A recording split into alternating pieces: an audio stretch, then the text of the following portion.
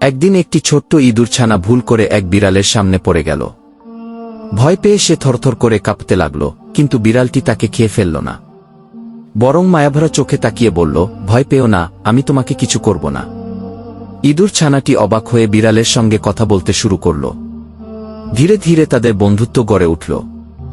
বিড়ালটি ইঁদুর ছানাকে খেলার সঙ্গী হিসেবে পছন্দ করতে শুরু করল, আর ইঁদুর ছানাটিও বিড়ালকে ভালোবেসে ফেলল। কিন্তু অন্য বিড়ালরা যখন দেখল, তখন তারা মজা করতে লাগল, এক বিড়াল আর ইঁদুর কখনো বন্ধু হতে পারে না। একদিন এক বড় বিড়াল ইঁদুর ছানাটিকে খেয়ে ফেলতে এলো। ছোট বিড়ালটি সামনে দাঁড়িয়ে গেল, ও আমার বন্ধু, তুমি ওকে কষ্ট দিতে পারবে না। বড় বিড়াল রেগে গিয়ে ছোট বিড়ালকে আঘাত করল। ইঁদুর ছানাটি কাঁদতে লাগল, কিন্তু কিছুই করতে পারল না। অবশেষে আহত বিড়ালটি নিঃশব্দে বলল, তোমাকে রক্ষা করতে পেরে আমি খুশি। বন্ধুত্ব কি সত্যিই সম্ভব ছিল অনেক। এরপরই সে নিস্তেজ হয়ে গেল। ইঁদুর ছানার চোখ থেকে অশ্রু গড়িয়ে পড়ল, কারণ সে বুঝতে পেরেছিল, সমাজ যাই বলুক, সত্যিকারের ভালোবাসা কষ্টের হলেও চিরস্মরণীয় হয়ে থাকে।